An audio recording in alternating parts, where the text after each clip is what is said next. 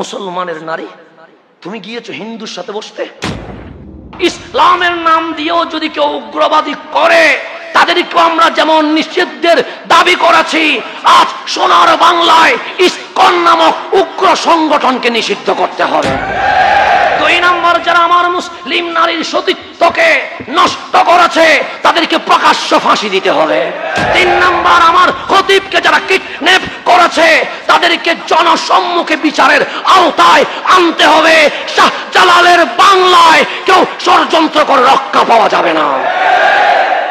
আপনার ঘরে আজকে আপনার মেয়ে কার সাথে কথা বলে চেক করবেন, মোবাইলে কি করে চেক করবেন, কার সাথে কোনো বিধর্মী বন্ধু আছে কিনা চেক করবেন।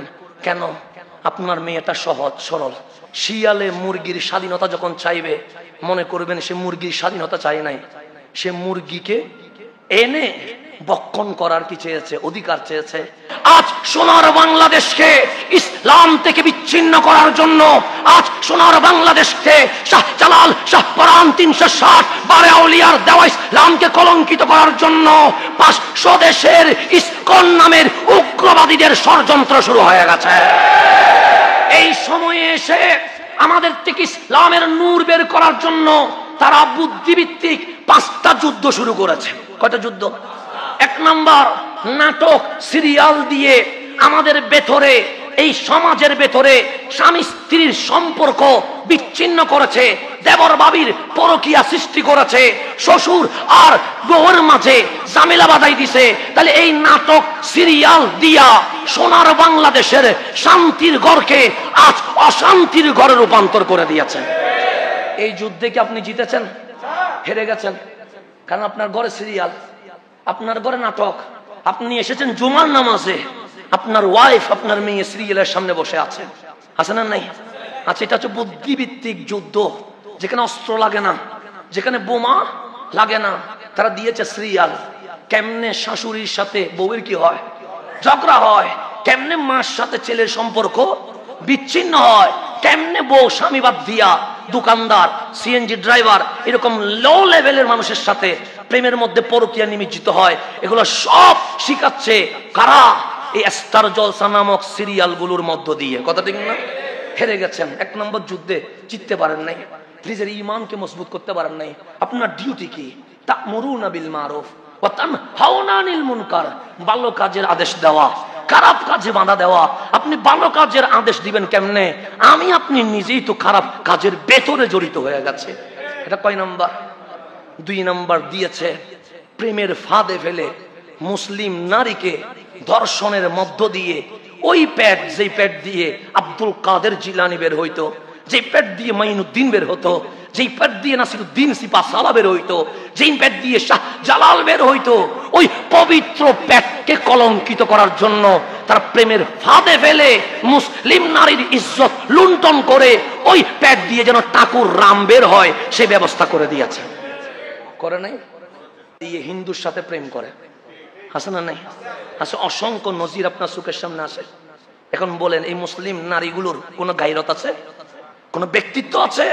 ওই মুসলিম নারী, তোমার তো মুসলমানের সাথে বিয়ের আগে প্রেম করাও বৈধ, সেখানে তুমি মুশরিকের সাথে কথা বলবা, মুশরিকের সাথে বসবা, মুশরিকের সাথে ছবি তুলবা, এই অনুমতি কি ইসলাম দিয়েছে? দিয়ে নাই। তোমার ইসলামের ইতিহাস খোলো। এই ইসলামের সোনালী অক্ষর কোন পুরুষ রচনা করে নাই। যদি কালিমার রচনা দেখতে হয়, আম্মা জান খাদিজাতুল কুবরা 1 নম্বরে চলে আসবে। যদি ইসলামের জন্য রক্ত দেওয়ার নাম আসে, সিদ্দিক আকবরের নাম 1 নম্বরে আসবে না, ফারুক আজমের নাম 1 নম্বরে আসবে না, উসমান যুন্নুরাইনের নাম 1 নম্বরে আসবে না, মাওলা আলীর নাম 1 নম্বরে আসবে না। হযরতে সুমাইয়া সর্বপ্রথম রমণী ইসলামের জন্য তাজা গর্দানের রক্ত জড়িয়ে দিয়ে দিয়েছে। ইসলাম দাঁড়িয়েছে নারীর রক্তের উপরে, ইসলাম দাঁড়িয়েছে নারীর কালিমার উপরে। খাদিজার ইসলাম তুমি কে কলঙ্কিত করার? সুমাইয়ার ইসলাম তুমি কে কলঙ্কিত করার? আম্মা জান আয়েশার ইসলাম তুমি কে কলঙ্কিত করার? ফাতেমার ইসলাম তুমি কে কলঙ্কিত করার? রাবিয়া বসরির ইসলাম তুমি কে কলঙ্কিত করার? ওই নেকাব পরে যখন হিন্দু ছেলের সাথে তোমার ছবি বের হয়, আমার পরিচয় দিতে লজ্জা হয়। তুমি মুসলমানের সন্তান কখনো হতে পারো না। আচ্ছা, আমার নেকাবকে কি করেছে? কলঙ্কিত করেছে। আমার বুরকা, আমার পবিত্র পর্দাকে অকলঙ্কিত করেছে। মুসলমানের নারী, তুমি গিয়েছো হিন্দুর সাথে বসতে, আর কোরআন বলছে ইন্নামাল মুশরিকুনা নাজাসুন, মুশরিক মানে অপবিত্র। আর আমার রাসূল ইয়াযাক্কিকুম, তোমাদেরকে কি করার জন্য? পবিত্র করার জন্য। আজকে বিধর্মীর সাথে প্রেমের ফাঁদে পড়ে এখন বিভিন্ন জনকে পতিতালয়ে পাচার করে দেওয়া হয়েছে, হয় নাই?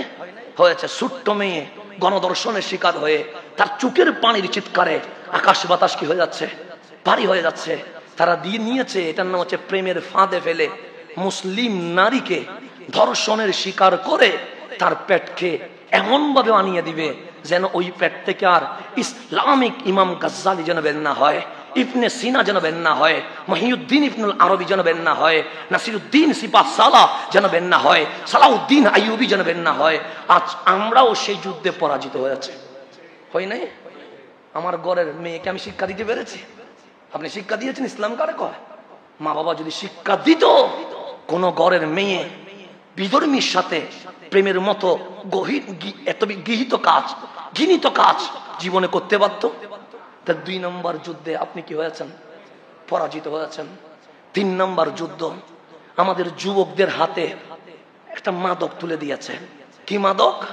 সেটা হচ্ছে ইয়াবা না ইয়াবার চেয়ে ক্ষতিকর, সেটা হচ্ছে ফেসবুকের মধ্যে গেমসের মাদক, সে পাবজির মাদক। এই মাদক তুলে দিয়েছে। কারণ ওই মাদকের ভেতরে আমার তারুণ্যের যে সময়, নিজেকে গঠন করার সময়, যে সময় নিজেকে বিজয় করার সময়, যে সময় নিজেকে প্রতিষ্ঠিত করার সময়, সেই সময় আমার তারুণ্য কোথায় চলে গেছে? গেমসে চলে গেছে। এটা হচ্ছে মাদকের চেয়ে আরো বেশি ক্ষতিকর। এটা দিয়েছে কারা? খেয়াল করে দেখেন, তারাই দিয়েছে।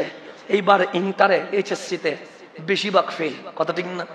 কেন ফেল হয়েছে? রেজাল্ট হচ্ছে এই যুবকগুলো, যুবতীগুলো মোবাইলে আসক্তির কারণে পড়ালেখা করে নাই, পড়ালেখা না করে গেছে হলে, সে কারণে কি করেছে? ফেল করেছে। সেই জন্য আপনি খেয়াল করে দেখেন, আজকে ঢাকা ইউনিভার্সিটির ছেলেকে যদি বলেন ডাকসুর পরিপূর্ণ কি হবে, সেটাও বলতে পারে না। চাকসুতে দাঁড়াইছে, ওকে জিজ্ঞেস করেন চাকসুর পরিপূর্ণ ওয়াট কি হবে, বলতে পারে না। কেন? সে তো গেমসের ভিতরে, সে তো পর্নোগ্রাফির ভিতরে, সেই তো মোবাইলের মধ্যে অযথার ভিতরে। 3 নম্বর যুদ্ধে আপনি কি জিতেছেন? হেরে গেছেন। 4 নম্বর যুদ্ধ, মুসলমানদের ভিতরে ভেদাভেদ সৃষ্টি করে দাও, গ্রুপিং সৃষ্টি করে দাও। 4 নম্বর যুদ্ধে কি আপনি জিতেছেন? হেরে গেছেন। 5 নম্বর, উপরে মুসলিম থাকবে, ভিতরে সেকুলার করে দাও। সেজন্য দেখবেন আমার মুসলিম ভাই, উনি বলবে ইসলাম নিয়ে তো কথা বলার কি আছে, কোরআন নিয়ে তো কথা বলার কি আছে, হাদিস নিয়ে কথা বলার কি আছে? আপনার ঘরের ছেলে সেকুলার হয়ে বসে আছে, আপনি জানেন না। 5 নম্বর যুদ্ধে আপনি জিতেছেন? জিতেন নাই, হেরে গেছেন। তাহলে আপনাকে ধ্বংস করার জন্য শাহজালাল শাহপরান, খাজা মাইনুদ্দিন, কুতুবুদ্দিন বখতিয়ার কাকি, নিজামউদ্দিন আউলিয়া, মুজাদ্দিদ আল ফিসানি যে সুন্দর ইসলাম কামলিওয়ালার দিয়েছিল, সেটাকে শেষ করে দিয়ে এই বাংলাদেশকে এক রক্তাক্ত ফিলিস্তিন করার যে ষড়যন্ত্র, সেই ষড়যন্ত্রের জন্য অস্ত্র লাগে নাই, বোমা লাগে নাই, এক বেহায়াপনা মেথড দিয়ে মুসলমানের কলব থেকে ঈমান বের হয়ে গেছে। এখন যখন মুসলমানের কলব থেকে ঈমান বের হয়ে গেছে, মসজিদের খতিব কিডন্যাপ হয়, হচ্ছে না? হচ্ছে। মসজিদের ইমাম কিডন্যাপ হচ্ছে না? হচ্ছে। সোনার বাংলাদেশে একটা অসাম্প্রদায়িক রাষ্ট্র, যেখানে হিন্দু পূজা করবে, মুসলমান নামাজ পড়বে, বৌদ্ধ ত্রিপটক চর্চা করবে, খ্রিস্টান গির্জায় যাবে, এখানে কেউ কারো ধর্ম নিয়ে আঘাত করবে না। এই অসাম্প্রদায়িক রাষ্ট্রে কারা মুসলমানের নারীদের ইজ্জত লুণ্ঠন করছে? কারা মসজিদের মিম্বারের খতিবকে বলছে আমার কথা মতো বক্তব্য দিতে হবে? কারা এই সোনার বাংলাদেশের 90% মুসলমানের দেশে আমাদেরকে সংখ্যালঘুতে পরিণত করতে চায়?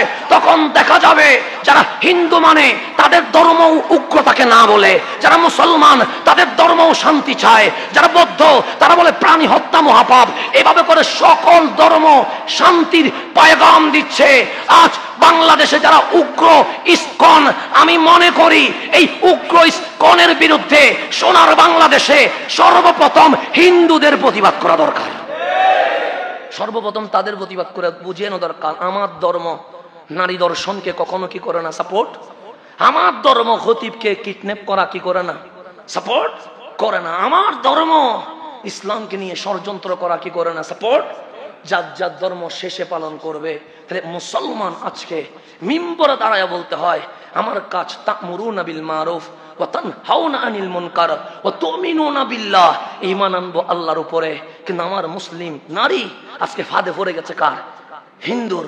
আমার মুসলমান ছেলে আজকে ফাঁদে পড়ে সিরিয়ালের মধ্যে ব্যস্ত হয়ে গেছে, নাটকের মধ্যে ব্যস্ত হয়ে গেছে, গেমসের মধ্যে ব্যস্ত হয়ে গেছে।